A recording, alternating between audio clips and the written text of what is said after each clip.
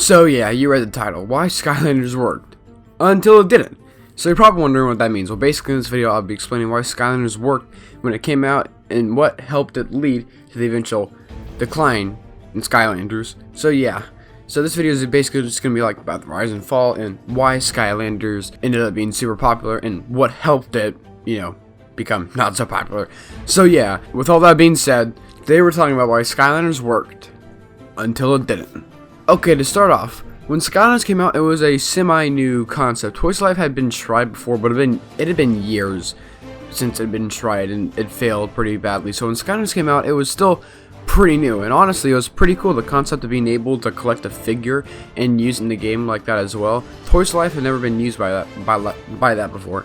So for gamers and collectors alike, it was pretty intriguing, especially for people who like to collect and game. This was perfect for that.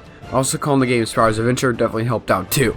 And yes, it was the reason why Skylanders probably got it first started getting popular because of Spyro, but hey, it's whatever. And yes, while the main reason why they made Skylanders was pretty scummy because all they wanted to do was get money, I'm not gonna lie, it doesn't mean that the games were bad. Activision didn't make a lot of money off this, and parents emptied their pockets so their kids collect all the Skylanders. So yeah, also Skylanders was not an instant hit. The original prices for Skylanders I think were around $10, but they lowered it up to $7 in the holiday seasons, which helped out a lot because everyone was buying Skylanders for the kids so they could play with something for Christmas.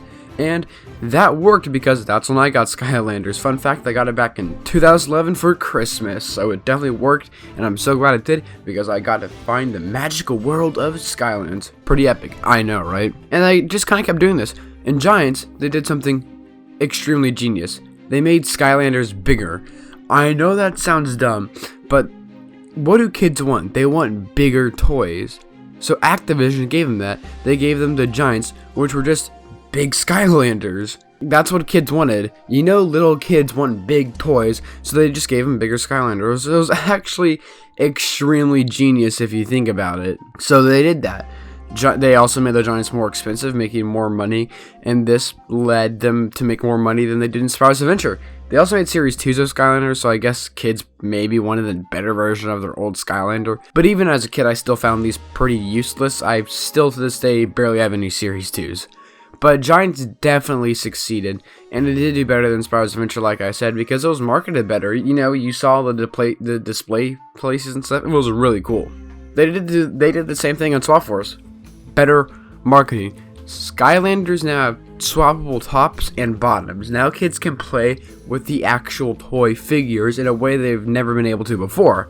Kids could actually play with the Skylanders and not even have to play with them in the game. They can just play with them and remove their tops and bottoms. They probably thought that was really cool. And again, another genius marketing decision on Activision's behalf. It was really, really genius. Swap Force came in with loads of cash. It was epic. And yes, the Swap Force characters were more expensive than the regular characters. That's just how it is. But it worked. They got a lot of money in Swap Force. So yeah.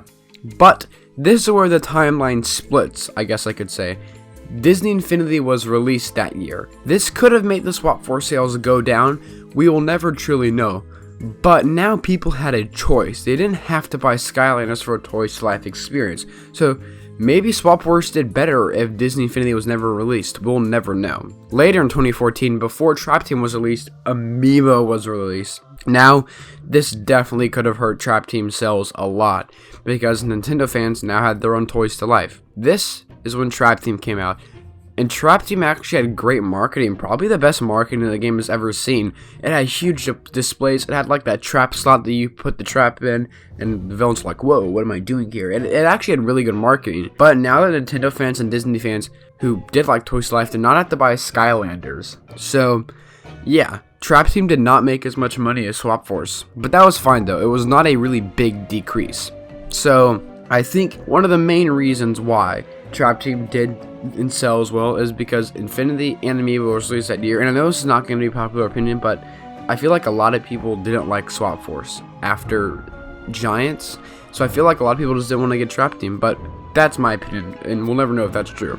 Now, Superchargers had a rocky start to begin with. Superchargers was not marketed nearly as well as Trap Team, and with LEGO Dimensions coming out literally 7 days after Superchargers, LEGO fans now have their own game. And with Amiibo and Infinity now being established game series, Superchargers did not do good at marketing, and it was really not popular among the Skylanders fans. All this and had 3 other games to compete with. It was doomed from the start. Trap Team from Superchargers was the biggest decrease Skylanders have ever seen. Superchargers, well, I guess you could say, was a massive flop. It did sell semi-well though, but compared to the other games, it was a flop, to say the least. And while a lot of Skylanders fans say they love this game, there's a whole lot more knocking this game down. To this day, Superchargers has the biggest decrease in sales we've ever seen in Skylanders history. Imagineers was gonna be a flop to begin with. There was nothing that it could do. The trailer did not have any animation in the trailer, unlike all the other games. The trailer was just gameplay. The official Imagineer trailer only has 300,000 views. The official Trap Team trailer has 19 million. So because Skylanders was already its way out the door, and it was not being marketed really at all, well, it's no surprise that despite Crash being in this game, Imagineers ended up being the worst selling Skylanders game. If you guys have watched a couple of my videos, you probably know that Imagineers is my favorite game, but I cannot deny I cannot deny it was bound to not sell good. Also, the fact that everyone knew that Crash Insane Trilogy was coming out the next year, people were just excited for Crash, and no one cared about Imagineers. So it was pretty sad to see a series with so much potential and so popular just go down so fast. Skylanders only had 6 main console releases. Yeah. And to try to help Skylanders keep afloat, they had a Skylanders Netflix show which ran for 3 seasons. But all that's left of Skylanders now that's new is Ring of Heroes. And while I may not like the game that much, we need to try to help come to us the best they can, because, you know, maybe they can make it a better game. I don't know. This will be Skylanders' 10th anniversary, and we need to celebrate like we never celebrated before, guys, because we need to let people know that we still care about this game.